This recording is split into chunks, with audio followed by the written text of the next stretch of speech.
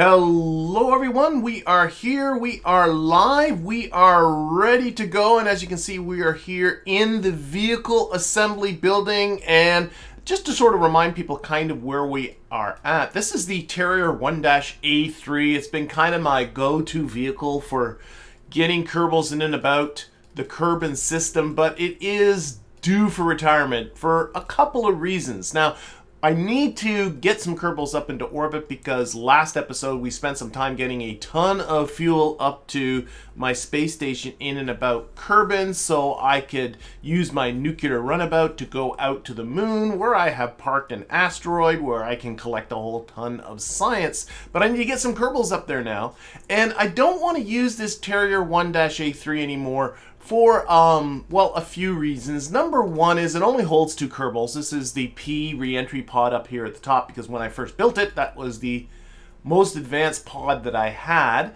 Number two is it is kind of overkill. I mean, this thing has a lot of delta V. It uses some of it to finish off its orbital insertion, but still has well over like 1,500 meters per second or something like that. Once it's up in orbit, it can go to the moon, it can go to Minmus. So using it just as an LKO ferry is kind of a bit of an overkill. So I want to build something else to replace it, and that's what I'm looking at today. So we're going to go new.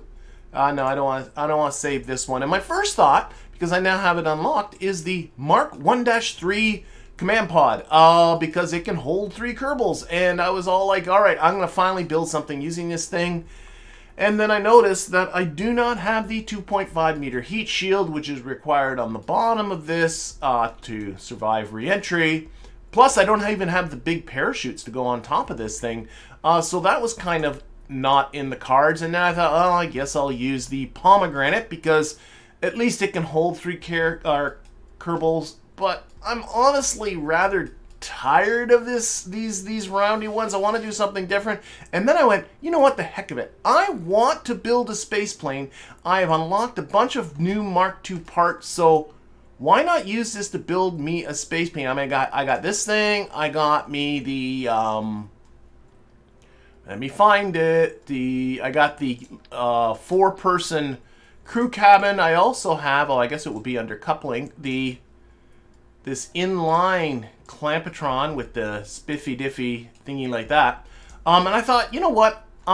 Let's really build a space plane. Now, it's not going to be your standard type of space plane, because I don't have the jet engines that can get me up into high altitude and going really fast just yet. I want to make that the next node that I unlock. But I can build me a plane, stick a booster on the bottom of it, and fire this thing off. I think that's something that's a little bit more exciting than simply just sticking another pod out there. So that's what we're going to do. So I'm going to switch over to the space plane hangar. We're going to build ourselves here a little space plane. Now, one thing I should mention before I get too far into this is next Monday's stream. So that's Monday of next week. I'm going to cancel. It is a holiday here in Canada, and we are taking off for the weekend, so I'm not going to be around my PC. So sorry about that, folks. After today, or the stream after this one will be a week from today. So I just wanted to make sure I mentioned that. Okay, let's see here. We want to power this thing, and I got an engine here I've not really used. I already see it, I think, being mentioned in the chat. Is the O-10 Puff monoprop fuel engine. This is a really nice engine, especially if you play with Kerbalism for small orbiters. The reason being is because if we do a click on it and take a look at the number of ignitions, you'll see that there is no mention of the number of ignitions because it being a monoprop engine, it has infinite ignitions. I don't want to jinx things by saying it can't fail. Maybe it can't, I don't know. But it does have an unlimited lifespan. And so that makes it really great for all kinds of rockets. And you can see just by putting these on, this thing already has 206 meters per second of delta V. I'm going to aim it around, I don't know, 3 to 350 range, something like that, to make a nice little orbiter. All it's going to do is get us up to Kerbin Station. And that's just with the monopropellant that is in the Mark II cockpit, and there is monopropellant as well in the this guy here.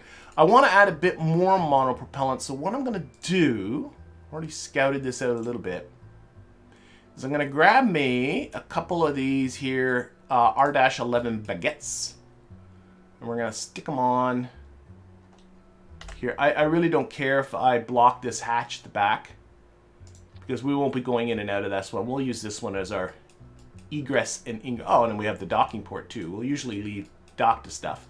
And we're going to get in here. We're going to edit the tank using the tank configurator mod. We're going to take out the oxidizer, and we're going to switch the liquid fuel to monopropellant. And we'll fill that right up.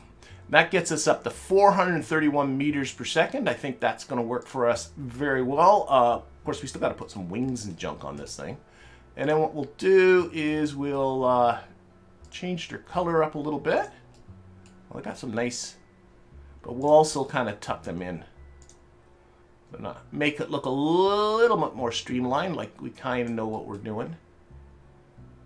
A little this way. Don't want to block the windows, but there we go. I think that's okay.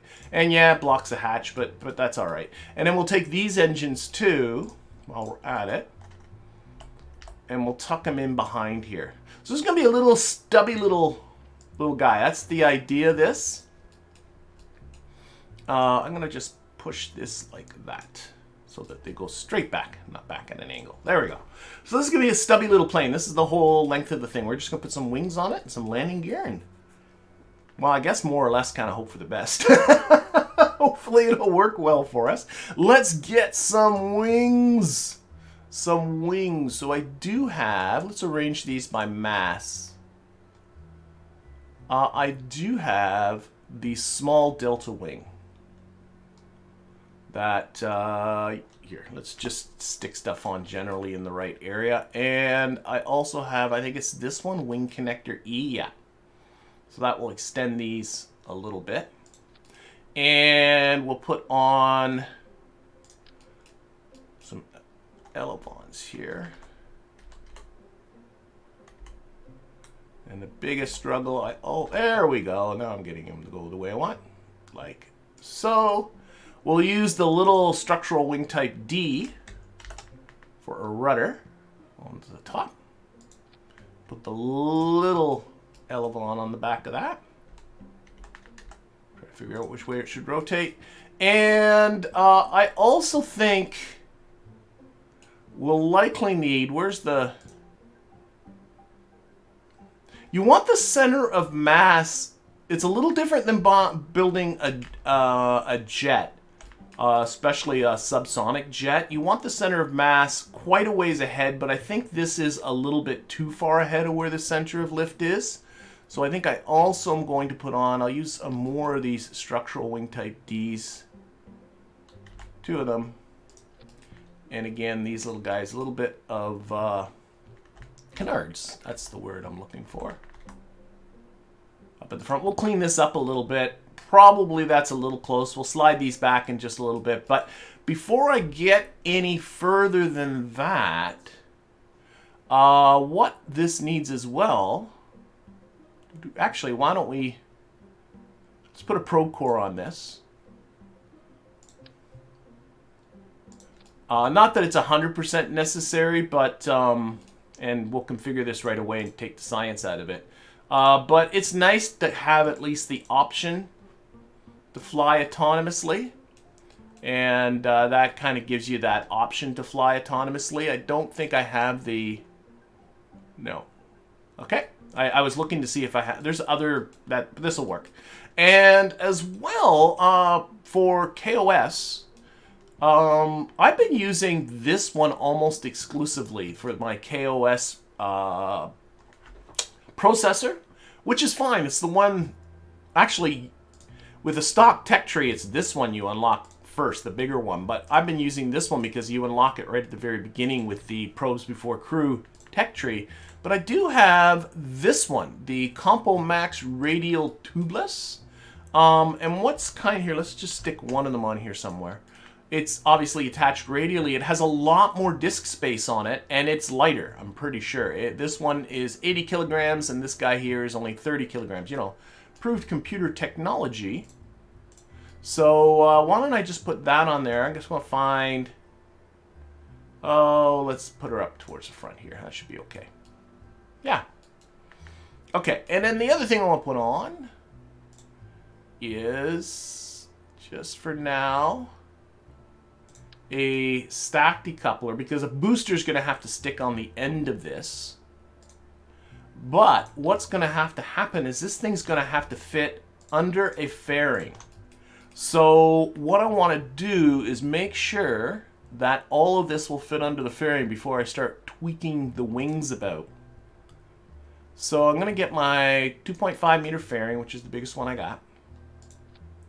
We're going to extend out as far as we can go this way, and then we're going to go as far as we can go this way. And it's not even going to let me. Okay, so I can see it's already not going to be big enough. So if I hold left Alt and the mouse click there, but that gives me, I got to be inside that circle for this to work. So what we're going to do is tilt up these wings. So I'm going to go like this. I want them to fit. Oh, wait, here. Let's take off that fairing expansion business. Oh, I got to be off of this. Fairing expansions there. So they don't expand anymore. So that gives me a better sort of look-see at this. And then we're going to not only tilt them up, maybe a little bit more. And then we're going to tuck them inwards so that they're inside that circle so we know the fairing can get around them.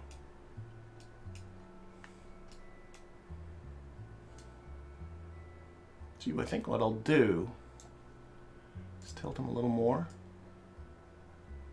There's already, and this is just for looks, there's already kind of an angle here, so I'm trying to match the angle of the fuselage so that the wings kind of maybe look like they're just a continuation of the fuselage. You know, kind of like a lifting body type of thing that I'm trying to accomplish. A little more. Ah, shoot. Didn't have the rotating tool selected. Oh, why? Come on.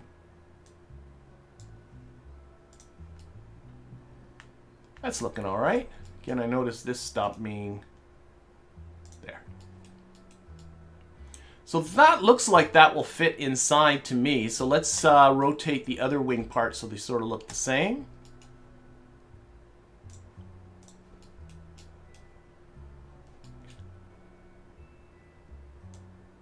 Other way. Find it easier to rotate here, but then look where you don't have it. So that looks all right. And then again, slide them inwards.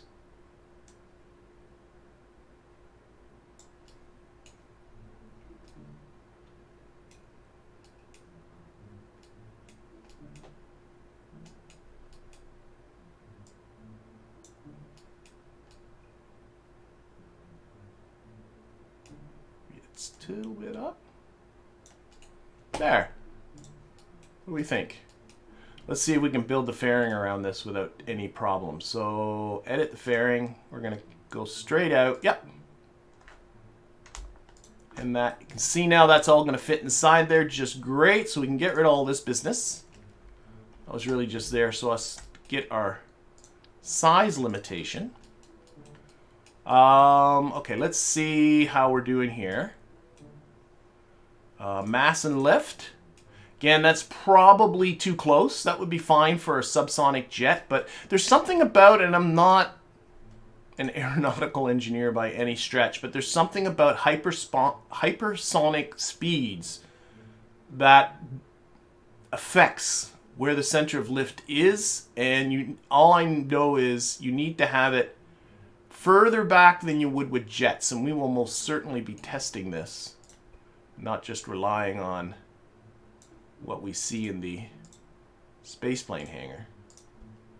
Tuck these in, like so. Let's move them down just a little bit so that they're kind of to this bit.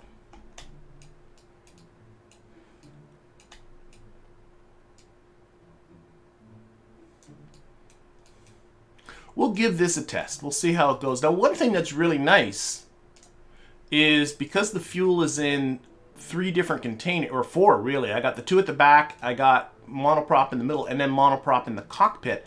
I have the ability to move propellant forward and back, which allows me to, in flight, adjust where this center of mass is. So if I find the center of mass is not forward enough, I can just pump fuel forward or pump fuel back, whatever the case might be. Okay, so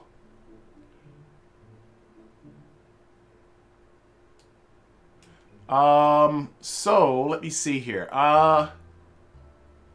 Thinking that all looks pretty good.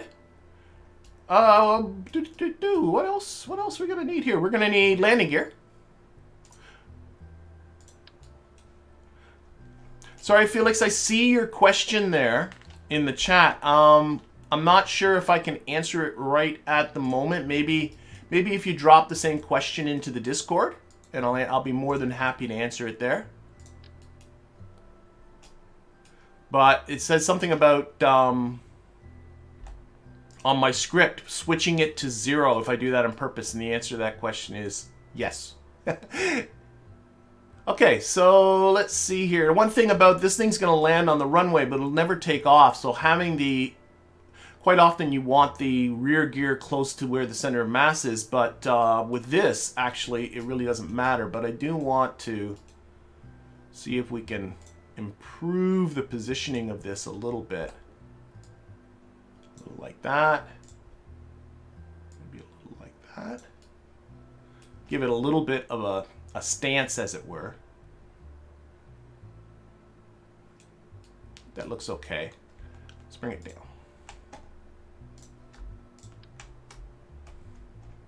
Now, when it comes to land, it would be really nice if it was pitched slightly downwards when sitting on the runway. That kind of helps you stick the landing. Right now, this would be pitched up a lot. So let's translate these downwards a little bit. I don't want to come too far because at some point they're going to come out of the fuselage and then it'll look silly. And then we'll translate these upwards a lot. There. I think that will be, maybe come forward a bit. Then we can come down. I think that'll look, like I said, we'll put this to the test. I think that'll work. All right. Okay, let's lose the mass in the lift. Yeah, I like me my cute planes. That's what we're going for. We're going for cute. Okay. Let's do a little bit of some of these, tweaking some of these surfaces. So this I want out a bit more. I'm noticing it's kind of hitting where the engines are. Maybe move the engines in a bit.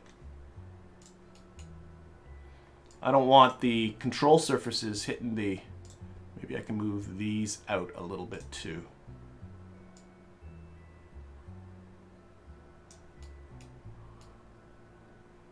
All right. Okay. RCS. This thing will definitely require RCS in order to dock with the station. Actually, I'm also looking at... Oops, shoot. I want to move this back a bit. I'm noticing that the... I don't want... See, that looks okay. I thought I was a little too close to that docking port. Okay. All right, let's put on some RCS. And here's the other nice thing about using monopropellant is that you don't need to put on more monopropellant for the RCS. You're using just one fuel, and that kind of simplifies your build a fair bit. What I'm going to do, I'm using just the little ones. Let's put them in the middle of that panel there, and then I'll put some underneath. They're about equal. I think I might move these landing gear forward because they're in a funny... A little too close to those thrusters. There we go.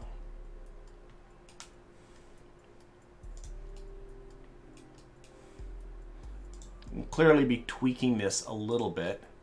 So RCS, so there's 4 thruster box at the back. Let's put a matching set of 4 at the front here. Where's the mass? Kind of want them so about the same distance out about here. Actually, I should look where that hatch is. I don't want, oh no, we're nowhere near the hatch. That's good. About here-ish. And another 4 underneath, about there-ish.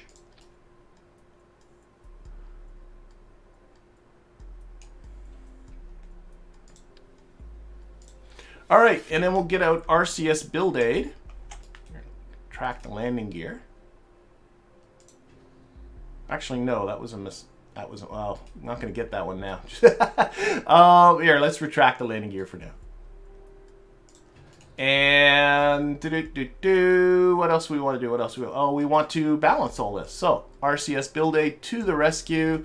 According to this, I have, if I translate to the right, 1.62 kilonewtons of thrust. So rather than playing around with the position of these, I have me a feeling.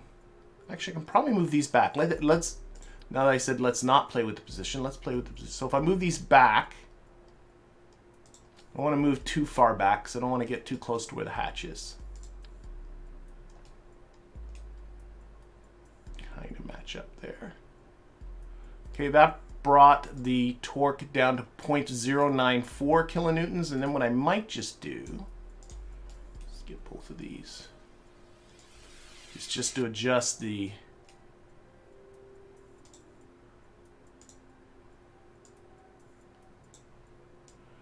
amount. Oh,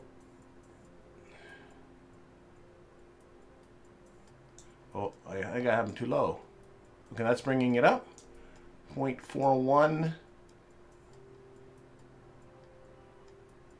Oh, about 0.39 seems to be as low as I can get it. I want these two to be about the same. 70. Okay, let's. That's my mental math happening there. I want the thrust on both of these to be the same.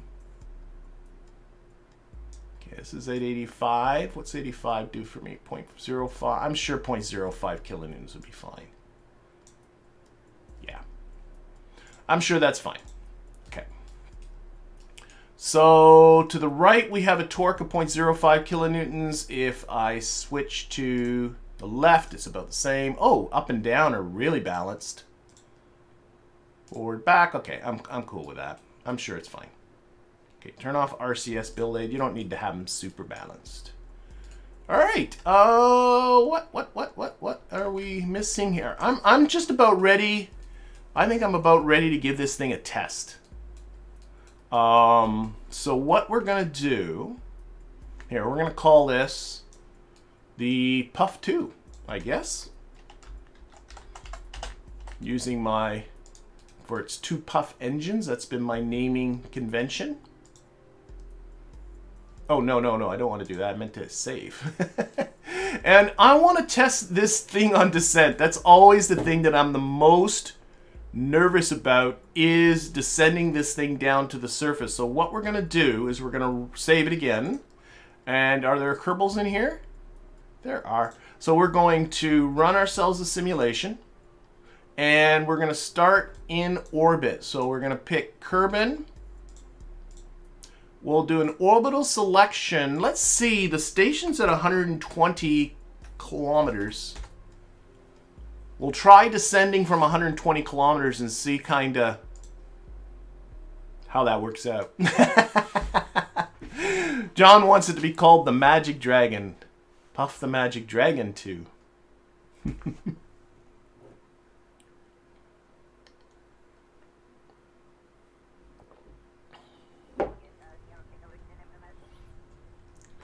No passengers. That's again for that. We can put on our lights. Oh, wait, I should be careful. Let's not put on the lights. I don't have any generation or electrical generation or anything like that. Let's even leave the SAS off for now. I do want it to go down in the daylight. So let's time warp just a little bit. See, let's show where let's do this for real. So hopefully we won't run out of electricity on the way. Where? There. That's what I want. So if I were descending this for real, I would probably, there's the KSC here. I'd start my descent right around here.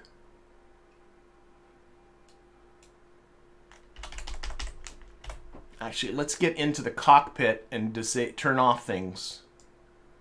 They can wear spacesuits. Turn off the pressure control, turn off the water recycler. That will save a lot of electricity. Okay, so SAS on. Let's put this on retrograde. Fire up the engines. And we'll also use TAC fuel balancer. We'll use trajectories. There it is. To help us on our descent. So our descent, we're going to be going around in prograde. We'll start at about 45 degrees, kind of stay around 45 degrees, maybe go down to around in the low part of the atmosphere. I don't know. Let's just put in 20 and 20. It's not essential to get all these numbers exactly right. Prograde's right. And let's turn on our trajectories. And our target, yeah. So let's fire this up.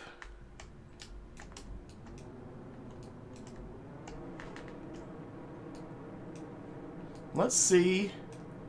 I'm less concerned. I'm just concerned more about, will this thing be controllable? That's really the most important part of this. Not so much. Let's turn off SAS. Here, let's just get rid of the trajectories window altogether. Actually, no, let's not do that. If we put it on target, it tells us how far. Oh, the target is the KSC. It tells you how far you are off target, which is nice. Is that the station going? Oh, it's some sort of probe. Okay, so SAS, point this prograde. Let's put this on surface because that's like that. And off that, up that, and put it at about 45 degrees. Put this on surface. Right there, this little green rectangle is the what I just put in for my descent profile. If I put it on the green rectangle, I'm right on my descent profile with an angle of attack of 45 degrees. Remember, the angle of attack is the angle from the prograde vector to your ship icon, not the angle above the horizon. Okay, we are hitting the atmosphere. Let's do this. And I still have a lot of electric charge, so that's good. Again, this is a simulation, so if things go badly, it's okay. I just realized as well, I should have removed a lot of the monopropellant. Because this thing would have done a mission. It won't be full of fuel, but oh well, a little late on that now. To make it really realistic, let's take TAC fuel balancer, take the RCS fuel, and pump it all towards the cockpit. So our center of mass is as far forward as it can be. And let's do some time warping.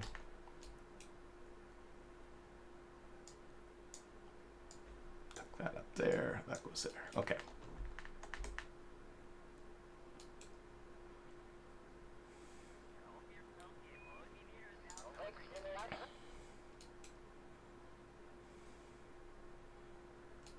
Okay. We'll get a feel for how this thing's behaving. If I had less fuel in it, I would have more ability to affect where my mass goes, but unfortunately, I forgot to take out a bunch of the fuel before we got started. Okay, we are now entering in, so this is the big thing. Can I kind of maintain my attitude here as we go through? I'm less concerned about hitting my target and more concerned with just, can I control this thing? That's really what this is about. And so far so good. I can see my little pitch indicator is creeping upwards. So it's having to actually pitch up a little bit to keep my attitude going, but just a little bit. So the reaction wheels that are in here are not having any trouble kind of holding the attitude. I can see it's starting to, now the air is getting thicker, it's starting to go up more. Thing I don't want to see happen, I don't mind if this thing pitches down on me, but what I don't want to see is it flip around backwards. That's the big thing. Going backwards is a bad look. See the KSC coming up. I can see I'm overshooting. I think I'm going... Oh, I always forget. Is the KSC west... If I pitch this up... Oh, I can't... Yeah, pitch up, pitch up. Yeah, that brings the number down. So our landings are... We are going long, according to this. The KSC is to the west of our landing spot, according to this, by 21 kilometers. But, again, I'm not too super concerned about that. So far, so good, though. I can... It wants to pitch forward, not pitch back, and that's what's good. If I let go of it, it wants to pitch forward. I'm the one that's kind of keeping it up because I want to kind of stall it a little bit. And despite coming down from 120 kilometers, heating's not seeming to be an issue. Now it's pretty obvious we're overshooting. Oh, but we are like getting close to 1,000 meters per second. This is pretty good. Okay, let's balance all of our RCSs here. I should. And Trajectories is really not doing much for me right now, so we'll turn that off. And I don't know, should I try and go down to the should I try to get down onto the runway? I'm overshooting, but we're stalling a lot actually. I'm not we're going to be dropping very soon. Let's do it this way. That's me flipping it upside down. Not doing a very good job of controlling it. That's what I meant to do. There we go. There we go. We're doing the belly flop. Ah. Oh dear. Here we go. I'm just trying to stall out my speed entirely and just drop because we are getting very close to the KSC. And so what I'm trying to do is just really get us to just fall. And then I can pick up speed and go. I guess I could have gone back and turned around. That's the other way to do this. This is more dramatic though. And we do have Jebediah as our pilot. So I mean Jebediah is doing this the more dramatic way. There we go. Noticing all my trajectory information is still there. Let's take the target off. Okay. Think I took that off? No, I still got all that stuff. Okay, forget it. It's okay. Oh, now I gotta go for the runway, don't I? That wasn't part of the plan to go for the runway, but now it's part of the plan to go for the runway. And the key to this is making sure you don't kill off too much of your speed because you are just a glider. And if you kill too much of your speed, oh, that doesn't help. If you kill too much of your speed, you're also going to kill off your lift. And that will just have you falling. But honestly, this isn't bad. The balance is not bad at all. I'm a little bit surprised, to be honest. Okay. Oh, gosh. And all this wireframing nonsense does not help. Okay, we're about 200 meters. Let's extend our landing gear. And if you're not comfortable putting space planes in the water or in the on the runway, there's nothing wrong in my mind. Oh wait, let's put this on here. There we go. Pitch up. Okay, this thing has good control. There's nothing wrong with, oh, we're going really slow. Come on. Ditching in the water. If this is too, I can't tell where the runway is.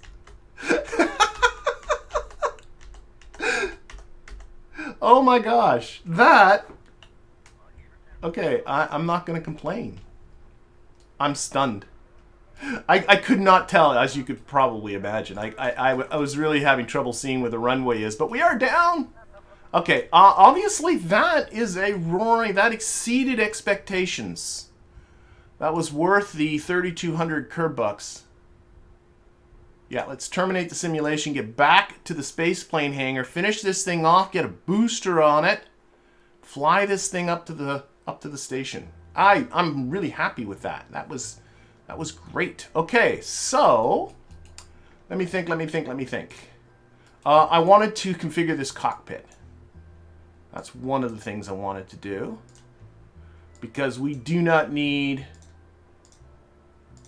There, just none. We pressure control That's nice to have pressure control, but we don't need a water recycler. We're not going to spend that much time in here. This thing has, again, it's got the water recycler. Configure the pod, turn the water recycler off. Water recycler just uses a ton of electricity for no real purpose. If I put 6 kerbals in it, how long will they be around for? That's the other question. So we'll go over here to our little thing. We have 1 day, 4 hours of food. Yeah, it's fine. That's it, fully loaded too. Actually, another thing to look at, fully loaded, delta V is still 352 meters per second, so not going to complain about that either. Okay, back to here. All right, RCS Build Aid, turn that off. There we go. So I'm pretty pleased. What else do we need? We got to configure the control surfaces. I just realized I did that without having configured the control surfaces at all. So again, I'm pleased. Quite often on these back ones, you make them just... Oh, I just hit deploy. You make them just for roll, but I'm also going to make them for pitch. I think I'll need that pitch authority coming down, and these guys at the front are just for pitch. That's good. Okay, lights. Lighty lights, lighty lights, lighty lights. Power generation, thank you, Just Anonymous. I would have gone through my checklist. That would have been on there somewhere, but definitely we need some power generation. But I'm going to put a set of lights. I'm going to make these amberish. I do like my amber lights. Put the blink period right down, put the blink on it. And these are to come on when this hatch opens. So what I'm going to do here, do this. Put another pair on the other side. That's perfectly cool. And then I'm going to go into action groups. And action group 1 is going to be to toggle the doors on that. And also we're going to toggle these lights, so that when we open up the docking port, we got lights blinking. Because we all like blinky lights, but that means I don't want them on...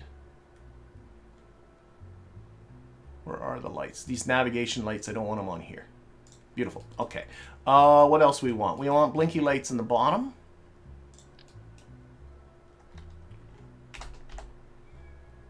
Put them right on where that little X is. That one is going to also be amber.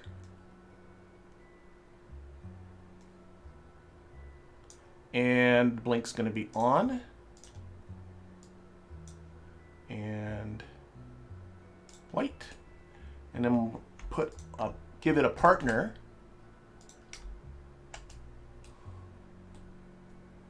There we go. Tuck them in so they sort of look like together like that. But this one is going to be white and have a shorter blink period, like a little strobe. That's cool, that's cool, that's cool. We need a white blinky light right on top of here. The more blinky lights, the better, as far as I'm concerned. And this is going to be a white one too. And a strobe.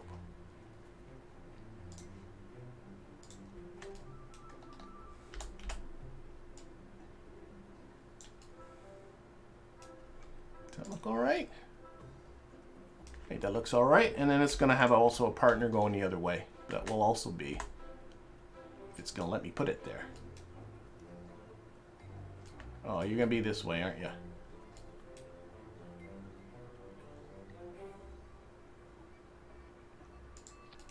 Okay, we'll figure you out.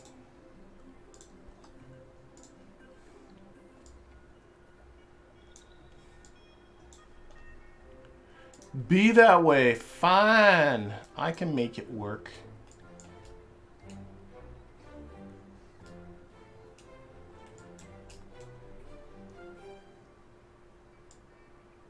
That level. Yeah. Because this is going to be a vessel that I want to use a lot. There we go. Blinky white lights on the top. Okay, blinky white lights at the back here.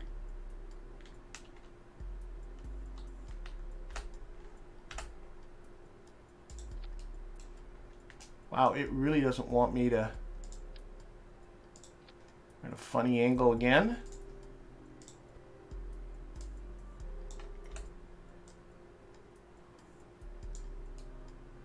Actually, let's move them right. No, they're good where they are. Let's just shift them out.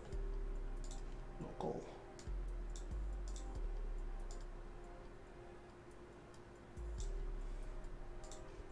Rotate them a bit this way.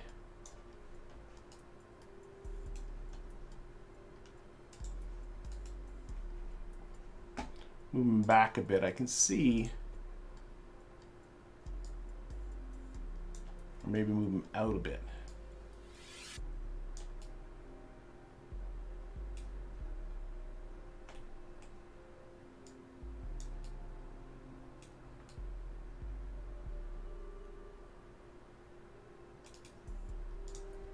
And I am likely getting entirely too picky.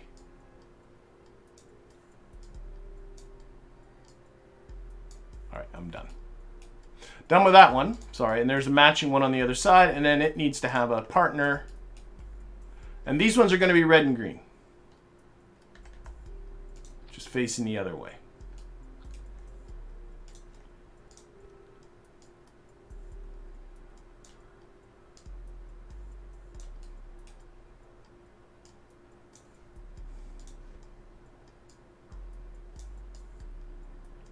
Why don't that want to rotate?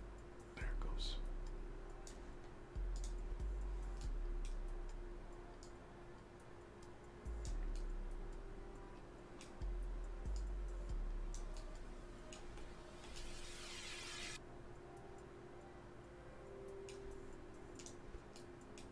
I think it'll do.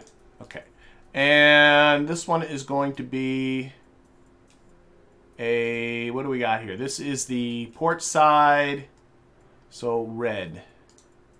We'll keep the blink on, but blink period is going to be now a ½ second. And then we'll remove the symmetry and make sure this guy over here on this side is green. Beautiful. And we're almost there. Pair of lights at the front.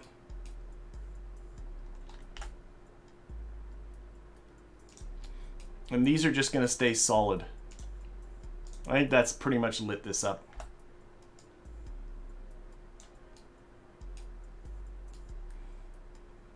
I think that'll do it. And this one is going to be green, no blink, and green. There we go. Remove the symmetry and change the other one here to red.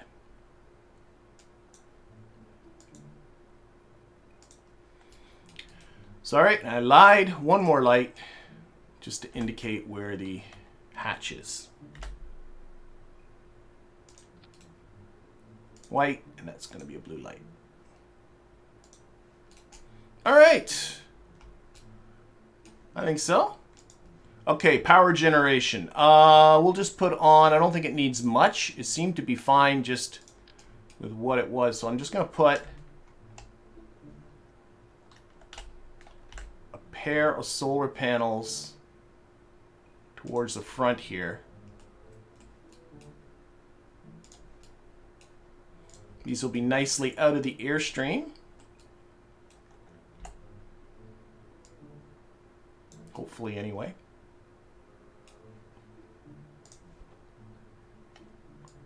A little closer together, like that. Yeah, sure. And some batteries.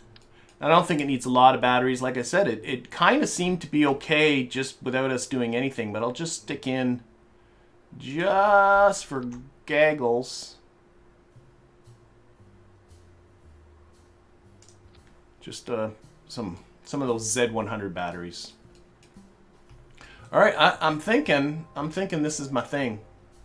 Let's just quickly go down the checklist we have for now. Fine. There's no contracts associated with this. It has control, has the KOS, cabin space has been configured, oxygen, food, and water. It has a day of it. That's, well, depending on how many kerbals it has, but it has enough. Waste, I'm not going to worry about. Radiation doesn't matter. Science doesn't matter. And that, yep. Power generation we just took care of. Electrical storage, antennas don't matter. Data storage doesn't matter. Propulsion we've taken care of. RCS we've taken care of. Parachutes, doesn't have them. Thermal protection doesn't matter. Lights, upgrades, I don't think. Well, there is an upgrade toggle here. I don't know what the... Oh, I might as well push it. It took off 1 meter per second at delta V. Probably increased the cost a bit, but I think that was worth it.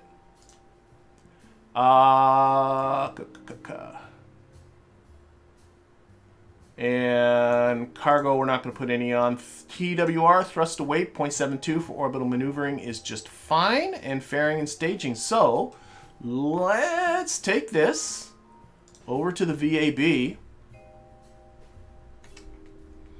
And let's put a booster under this. I'm seeing the comment, it might be difficult keeping these turned towards the sun during our flight, yeah. But once we're in orbit, we'll always keep those pointed to the sun. I don't think it needs that much. It's not going to spend too much time detached from things. You know, like, it'll spend most of its time just docked to the... You know what's one thing I just realized that probably this thing should have? Is some form of abort system. I'm wondering, because we are playing with Kerbalism with its lovely habit of, you know, doing nasty things to us. Blowing up engines and the like. What if...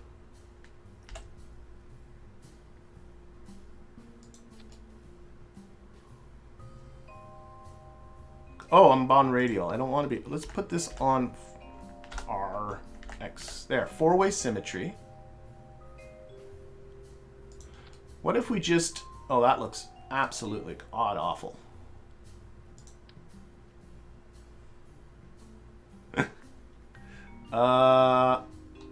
Again. Okay, let's keep it on radial then. If you're going to be that much of a pain. What I'm thinking of are just a pair of Separatrons. Might want to tuck these in a little bit. And I'm curious what kind of thrust to weight this gives me. Might not be enough. That gives you a TWR of 1.23, which isn't ideal. I'm thinking of something that if the engine exploded on the booster, this would fire and take our kerbals away. Which may or may not work. But we're going to give it a go. Okay, now what I should use is looking at the torque on stage numero 1. It's pretty bad. So let's see if we can play with the position of these.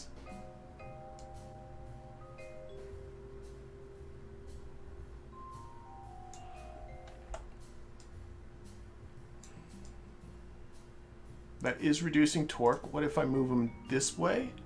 That's increasing the torque. So I don't want to do that. So we'll take the other ones.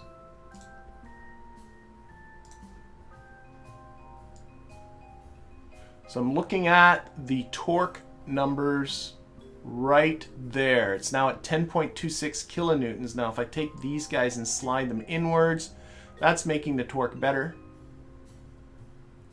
That's making the torque very good. There we go. I saw a point.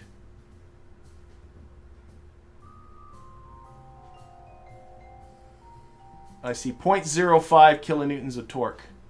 And to be honest, I don't mind that they're tucked right in there like that. Kind of wouldn't have minded doing the same thing with these other guys, but I don't think that's going to get me what I want. Oh, and of course the center mass is high on this thing because of the way these are. I don't think that's terrible for something we'll probably never use, but I don't think it's a bad thing to add on. So the idea of these is just simply Push the craft out of the way. We still have 353 meters per second at delta V, which is perfectly fine. All it's got to do is get to the station. I think so. Okay, we're going to do that. Okay, let's put on a booster. Yeah, I could use it as my part of the descent burn, too. These separatrons to make them not completely a waste of time. If, you know, everything goes the way it's supposed to go. All right, we need to put on a decoupler. That's the one. And let's see. Okay, let's get in some structure. We got to build a bit of a tower here. And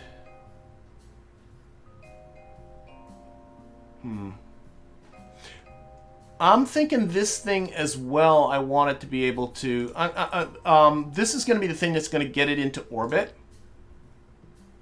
So I'm thinking, let's put another structural bit on there.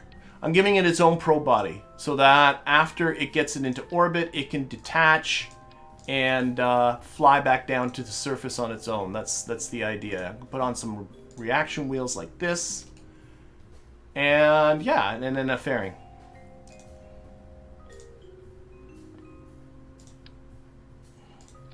Fairing's going to come out way out. Wide as it'll go, pretty much. And then up. And start to come in. There's a big fairing.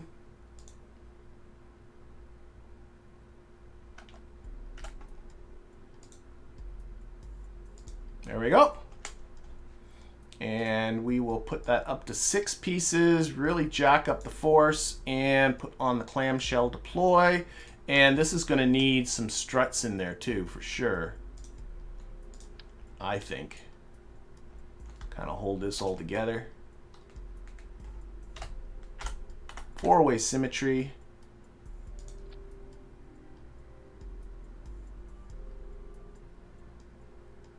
About there.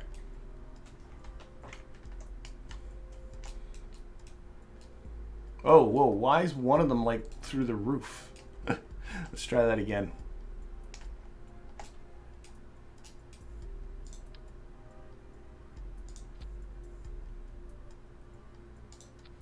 Okay, how's that look on this side? That's okay. Okay, so there's our thingy. Now, what I want to do is give this thing an upper stage. Let's take the fairing out of the staging diagram. And this is something that should have in the order of about, I would say, 1,000 meters per second at delta V. And I already was thinking of a fuel can. I just got to find the right one. Okay, let's arrange these by mass. Bigger ones at the bottom. That one. That's not the one.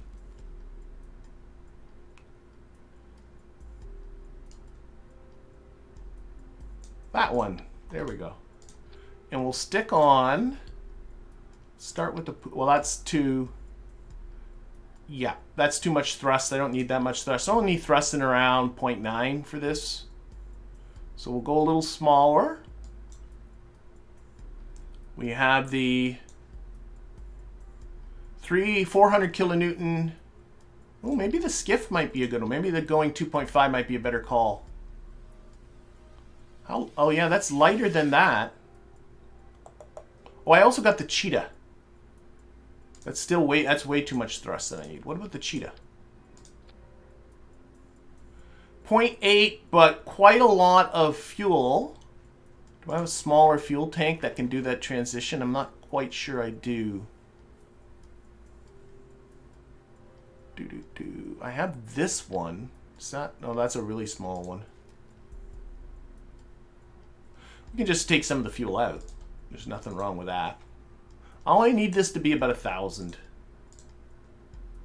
There we go. 0.95 thrust to weight, 1,000 meters per second at delta V.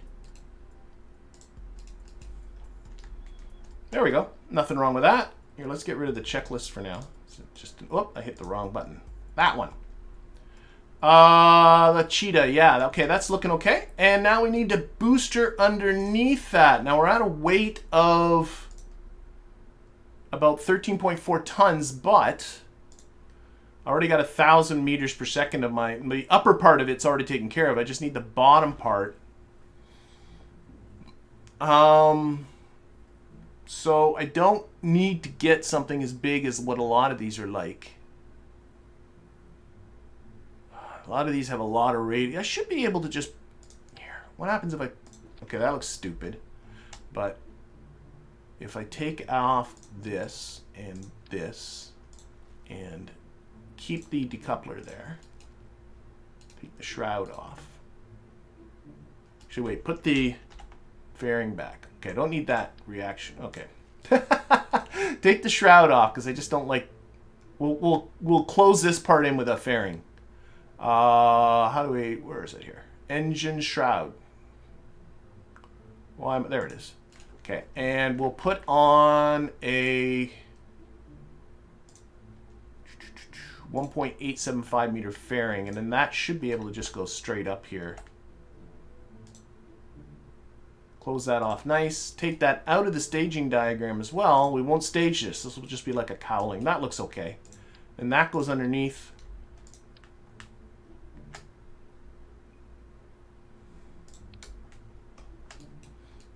Oh, that, I don't know why that's like that. There we go.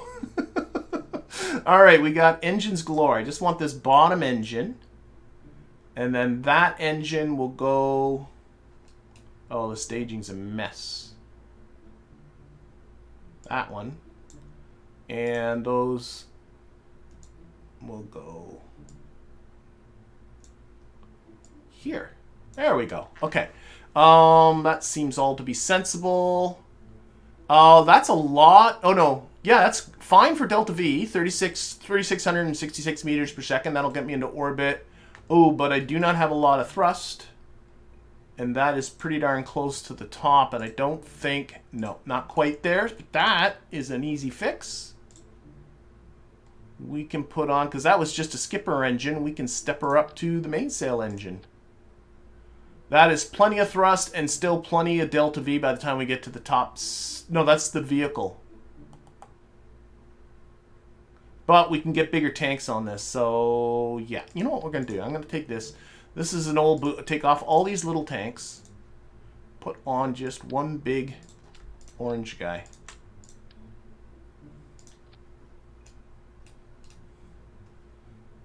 That's 4,271 meters per second of Delta V. That's clearly a lot. We can take out fuel.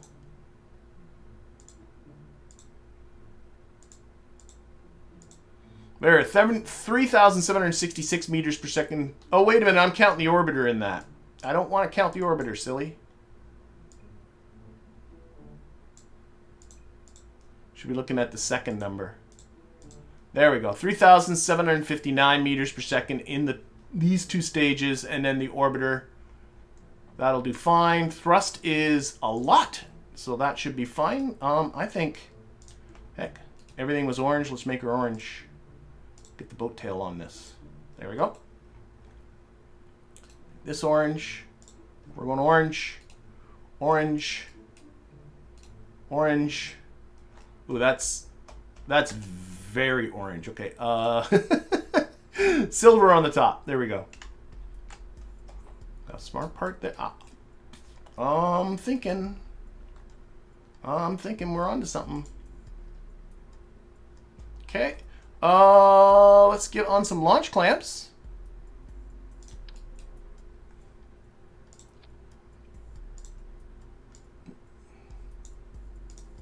There we go. Got some extra stages here. Boomity boomity boom.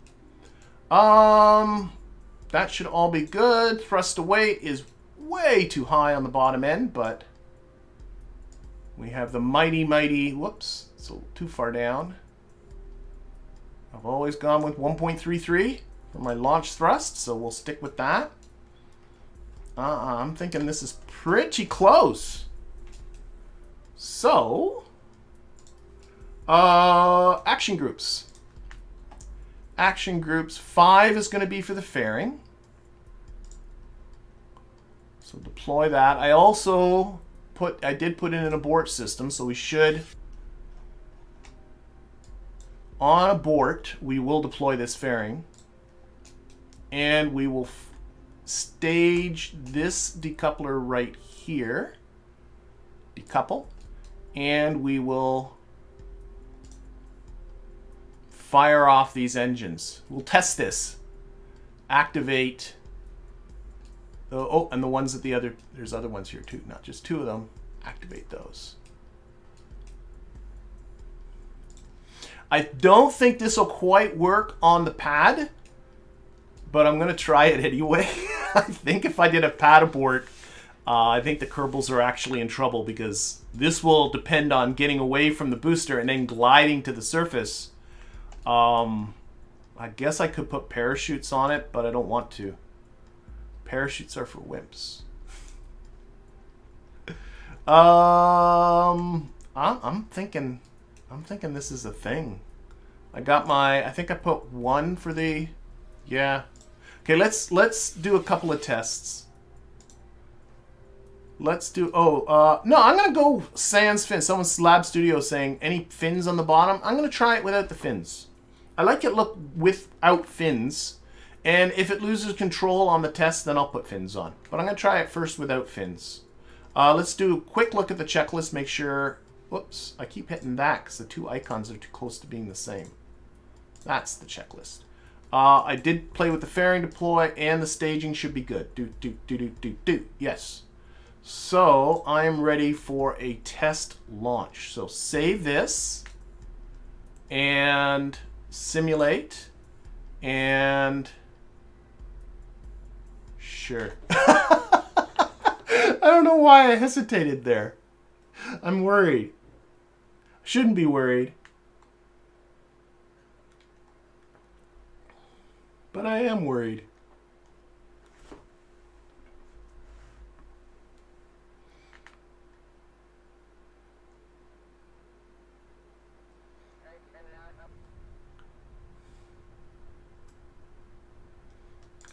And this first part, I'm actually very dubious about whether this is going to work. I'm going to do a pad abort. So that's going to activate the abort system, which should lift this off, but not with any great speed. And because it won't have much speed, it won't have much glide potential, and I think that will just lead to a crash. But we are in simulation mode, so... Oh. We didn't let go at all. What? Oh, oh no! Well, they lived. I don't think these Separatrons have enough thrust to weight in the atmosphere to, well, obviously, to lift it up. That was not very graceful. Okay, let's restart the simulation from launch, and we'll actually do a launch.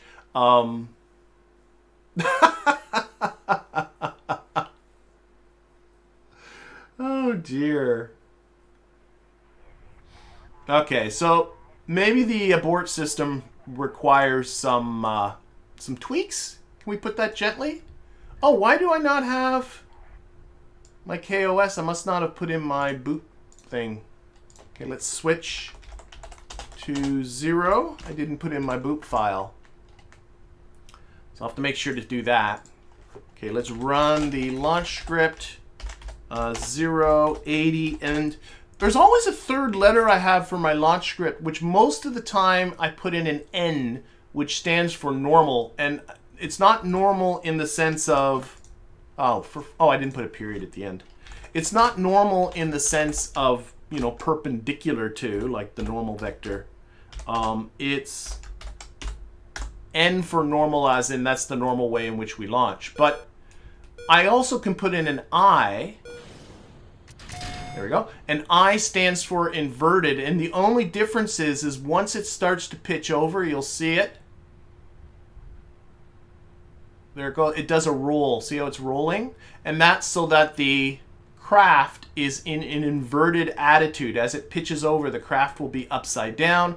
That's, I think space planes look, well, space planes with boosters under them, like shuttles, kind of look better going up that way.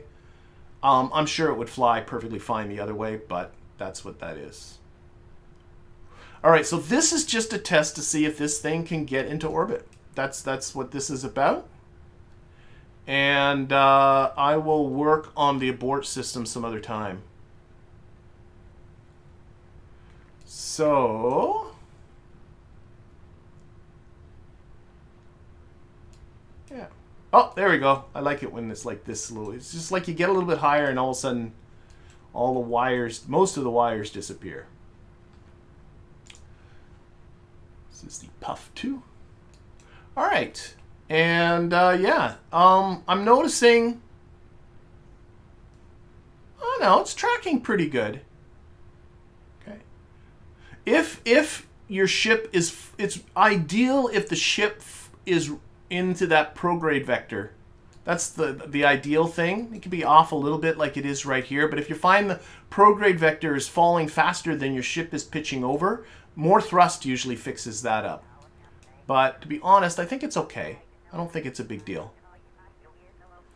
Okay, so the script just reduced the thrust. We are now at a thrust to weight ratio of 1.1. That's just to improve the efficiency once you get up to, I think it did it at 20 kilometers. Honestly, can't remember if it's 20 or 25. All right. So far, so good, though. And I like these two-stage rockets. You know, one big booster that does most of the work, and then a single upper stage. And once you get the engines for it, I know it's fun having all the radial stuff, you know, SRBs and things flying off. But to be honest, this is I think, a little more elegant. All right, 40 kilometers, locks itself to the prograde vector. Prograde vector is about a minute ahead and holding, which is good. And we should be losing this stage in just a few seconds. There it goes. Now we're on to the Cheetah engine. Adjusted the thrust to weight to 0.9 now, so it's a little less acceleration, but it actually upped the throttle because we're on a much weaker engine. Oh, nice fairing separation. I'm happy with that. This looks great. Okay, we're just looking to see if this thing can get into orbit. I'm pretty confident after that.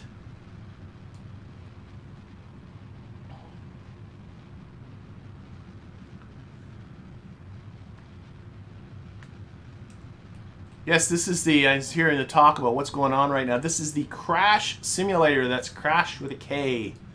And you can simulate your launches before you launch them for real. Of course, in-game, you could always revert back and say it was a test. But I like this because it separates cleanly when I'm testing and when I'm going to do the mission for real.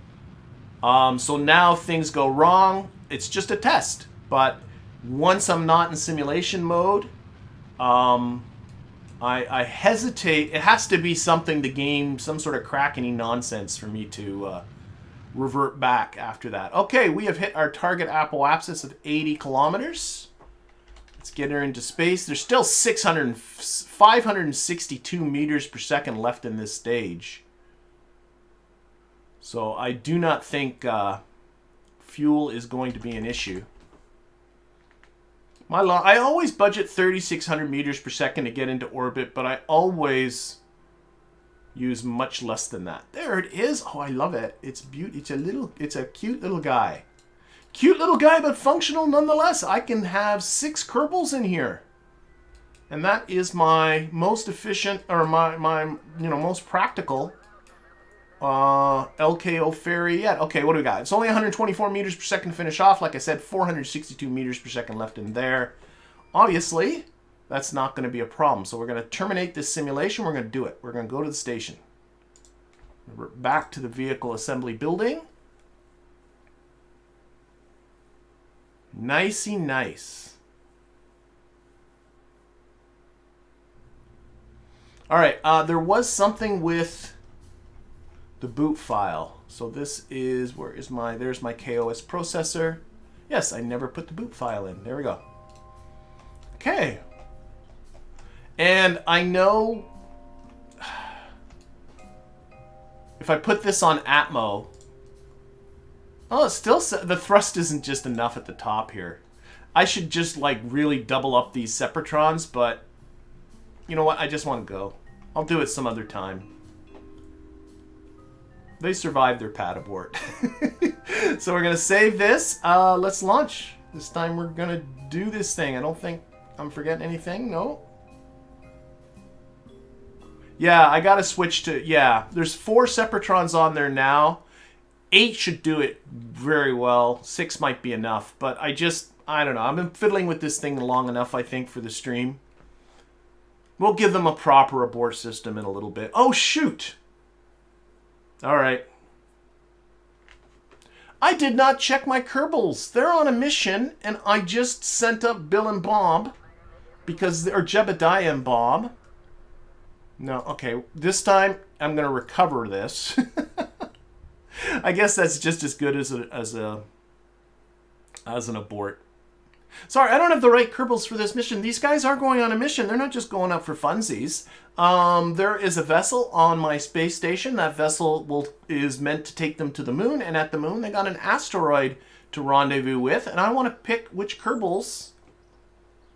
Well, yeah, that was an entire waste of time. Let's go back in here. Sorry about that.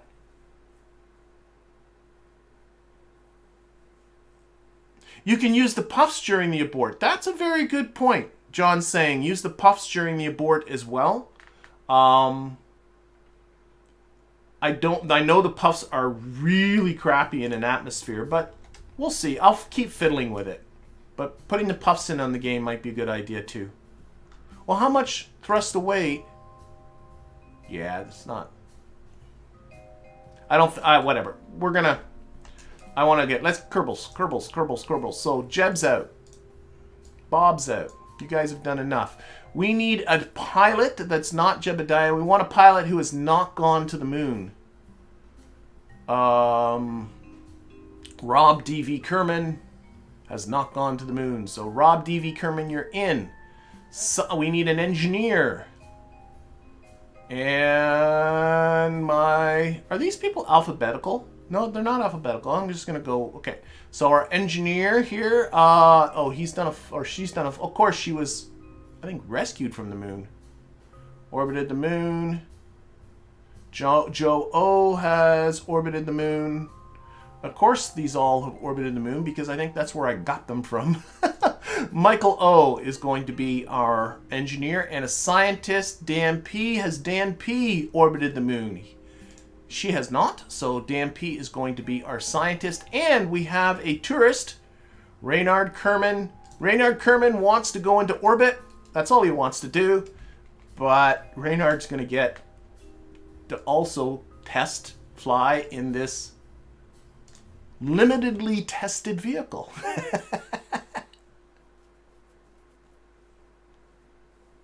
The fairing did deploy in the action group. Lab Studio says add the fairing deploy. That's in there, but I do agree putting in those upper stage engines, the puff engines, into the abort action group might help. But it's time. That's for another day. All right, so now that we got the right Kerbals in here, we can do this thing. So they are all looking happy and healthy, I think. There we all are. Nicey nice, including our tourist Reynard. So we will, let's just get a nice view. This thing's taller than it looks. Okay, there we are. Running our launch, we are going to 80 and an inverted orientation, and we're not going to launch yet because we have to target our station, the WKMSS. Where is the W? Oh, it is just coming up to us. Look at that. We got a plane on the launch pad.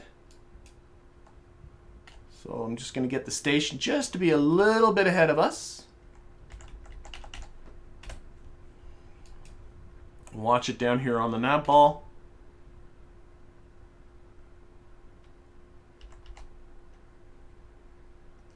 Okay, that should do it. Oh, what? Oh, I have a bracket the wrong way. Run, launch.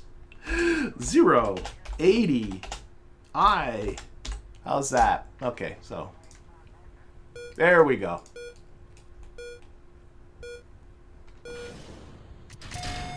Nice. Oh, and I also last stream had some hiccups with at the bottom there, and playing with my script and saying that it wasn't recognizing when it should abort. It actually was recognizing when it should abort just absolutely fine. It was 100% doing its job. So if that engine doesn't fire in the future, if the Kerbalism decides that it's going to fail on us, it shouldn't release the launch clamps. Emphasis on that. Shouldn't. My Kerbals look nervous. Yeah, I would say I agree with you. Reynard might be the least nervous of them. They're starting to feel a little better. Michael's still not so sure. Okay, now we're doing this thing.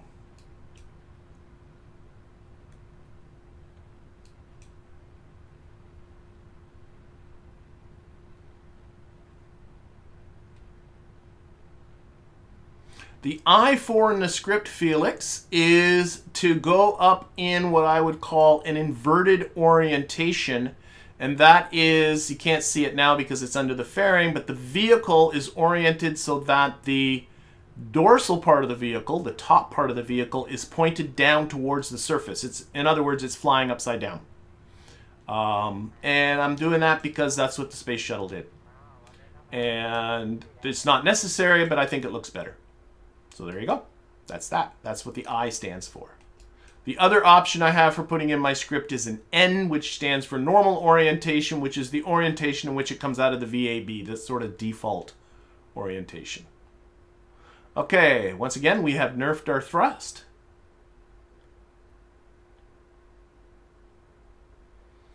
Kerbals are looking more comfortable now that they are pulling significantly less G's.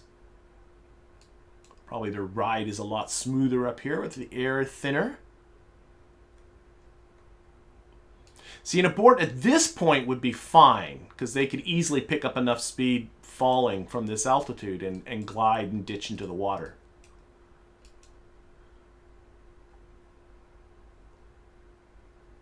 Okay. Locking it on to the prograde vector. Reynard does not know what he's in for. Nope. Reynard seems the most comfortable, but that could just be because he's the least knowledgeable. Alright, now we're on to the Cheetah engine.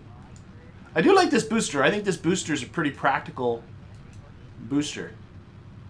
I've had some pretty goofy ones. Okay, fairing deploy. Boop. There we go. That's really nice the way those come off.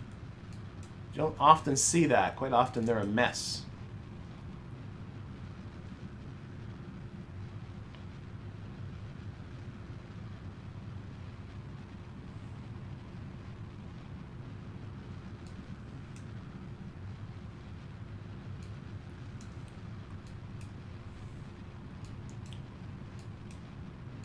And this looks better. You get a view from the cockpit down here of the upside down. Oh, can you not look out the windows? Are you kidding me? Well, that's unfortunate.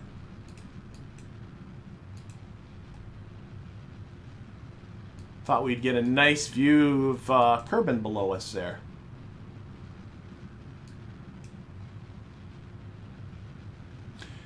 Does the lower stage re-enter via with KOS? It can re-enter. I didn't do it with KOS though.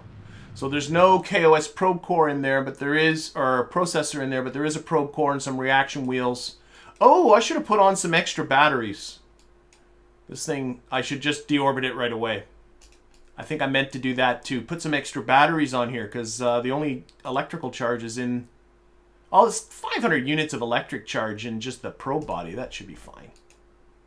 Doesn't need it. Okay, we have hit our target apoapsis. Engine has shut off. Get ourselves into space.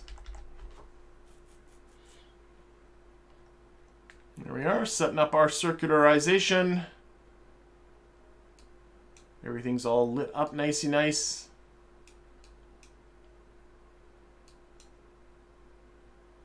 Burn is coming up in just a bit. Let's time warp to that. And then we will lose. I mean, I could hang on to this and carry it around with me, but I'm not going to. It just gets goofy. And I have to, well, I guess I don't have to ditch it to dock with the station, but still, I don't want it there. We'll get rid of it. We'll get rid of it as soon as this burn is done.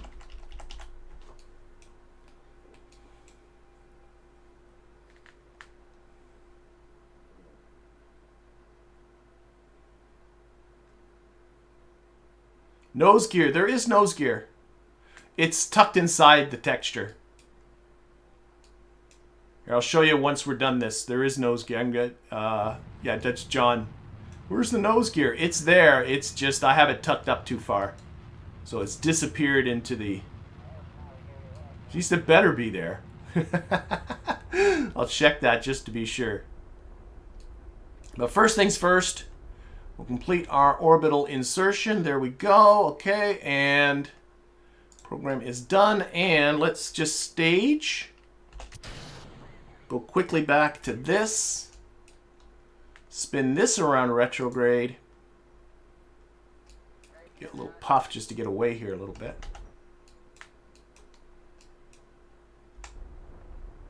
Oh, it really... could you see that move from just the exhaust?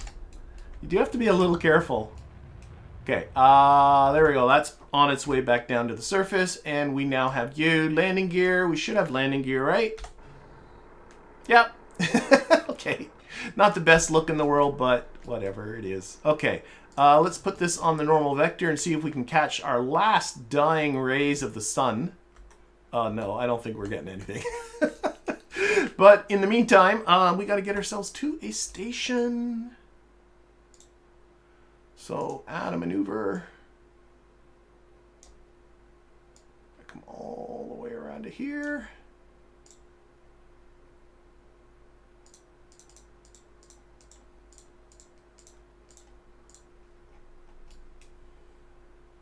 Well, that's pretty close already. Play around with the timing a little bit.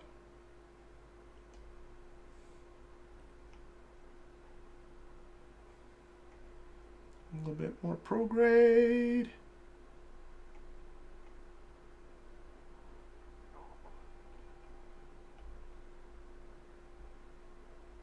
There we go. 200 meter separation there. That should be fine. Okay, let's get to that. So that's a 4-second burn. Let's turn the thrust limiter down just a little bit. I'm assuming that affected... Oh, it does not affect both. Okay, that's annoying. Okay, so we'll put this back. I changed one and the other one didn't change automatically. I don't like that, but oh well. Off to the station. Well, first the burn, then to the station. Yes, so this guy is been asked what's going on. This is on our way to the station where there is a vehicle ready, willing, and able to take these folks to the moon. Where there is an asteroid waiting for them. Might have to save the moon for the next stream. Actually, now that I'm looking at the time here, start this up. That's a little too much throttle.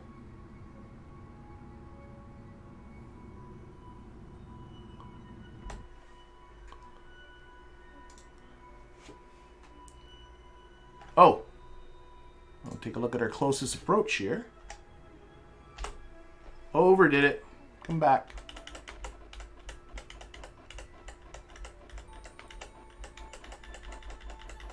Using RCS to dial it back a little bit. 558 meters. That's okay. Oh, make sure that's turned off. Again, get some good solar exposure there. All right, we're going to be in the station in 16 minutes. Let's go.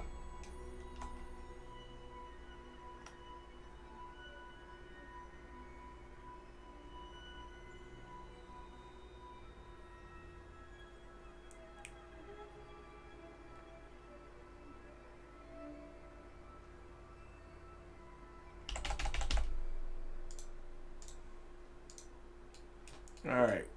We're about 2 minutes away. Relative speed's about 29 meters per second. There's the station up there. Let's push this a little closer. It's so nice with these puff engines not having to worry about ignitions. I really should be using them more. They're not very powerful, but they are handy for vessels like this. Whoop.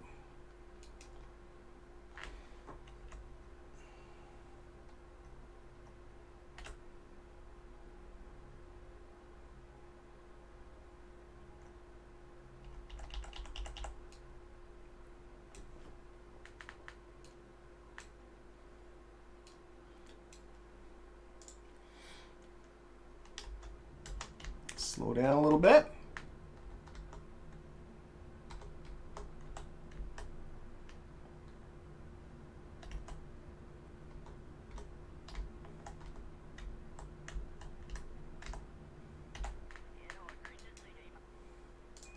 Seeing in the chat people talking about stage recovery, which is a mod. Oh, we just lost the sun. Which is a mod that recovers things as you descend them. Like I could have taken that upper stage, put some parachutes on it, did exactly what I did, and stage recovery would have looked at it and decided if it had enough parachutes on it or not, and decided where it was going to land and refund me an appropriate amount of money, which is fine. I'm not worried about money. I mean, where's my money? Just under 3 million Kerb bucks. I'm really not too concerned about funds, so I don't care. All right, we got to find a spot to land here. We got a lot. Let's turn this way.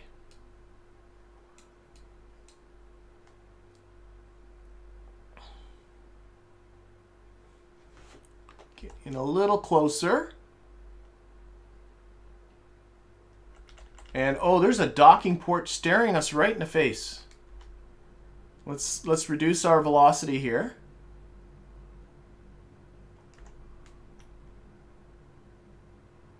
Get it under 1 meter per second. That's good.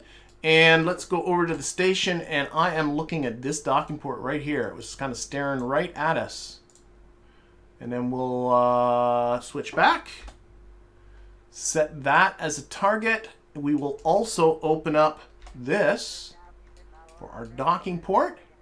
And we will control from here, which is going to change the whole Navball around. That's okay. And I'm thinking, yeah, this should just turn this way. Should be seeing... Okay, I should be seeing... Am I controlling from here? I have a mod that should be putting a little circle on there. Let's jump back to here. Is this... I did set this as a target, right? Yeah, I can tell it is.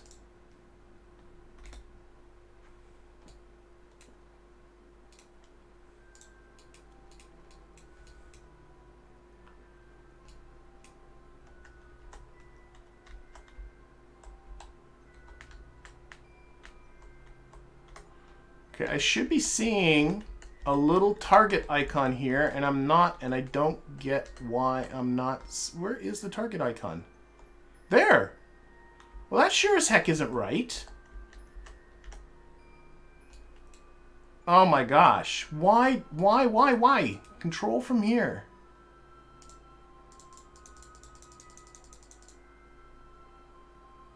Something really... Okay, okay, I'm gonna have to eyeball this. I don't like that. That's not cool.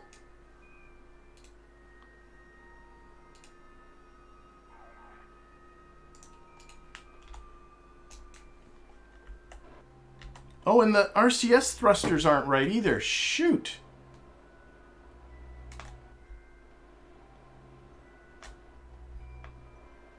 Okay, I gotta slow right down. I do not understand why the Navball switched, but the prograde, retrograde icons are not correct. Yeah, quick saving is a good idea. I see that. Use your normal. I'm not sure what that means, Kermie. Okay, whoa, whoa, whoa, whoa, whoa. I'm off course. While I was looking at stuff, I drifted off course. Okay, gotta go this way. Okay. Oh, this is not going to be fun.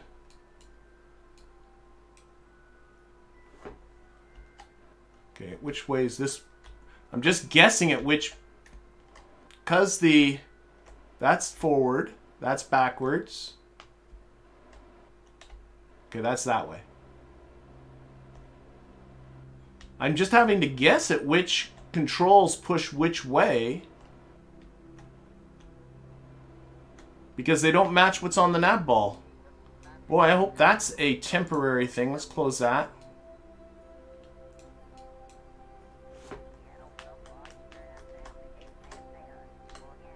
But I am 100% going by eyeball here.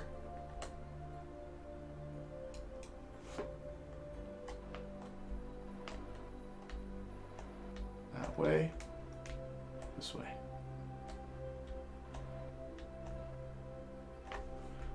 Boat vertically.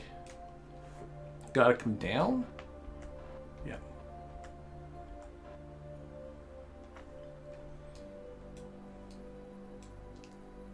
This is even worse than normal docking. Not only do I have don't have my mod available, even like the prograde, retrograde targets, all that stuff is off. It's not there. Yikes, yikes, yikes. Oh, what a pain. What a pain. I think I'm doing okay.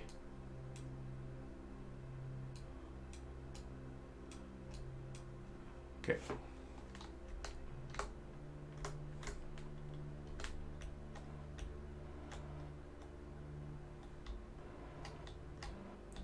I don't know the vertical though. Oh?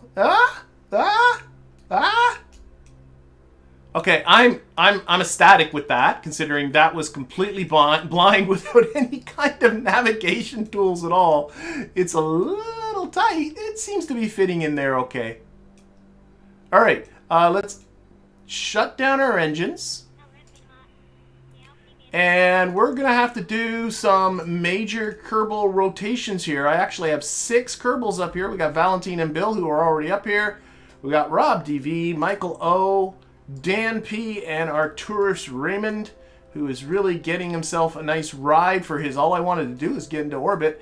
We're going to send some of them into this vessel and send them towards the moon. We're going to send some of them back down towards the surface. But all of that is going to have to be for next week. Just a quick reminder, there is not going to be a stream on Monday. Instead, our next stream is going to be on Thursday. So have yourself a fabulous week in the meantime. I thank everybody that's watching right now. And I'm thanking everybody who's watching this at a later time. And I hope you all have yourself a very good time. And we'll see you all later. Bye.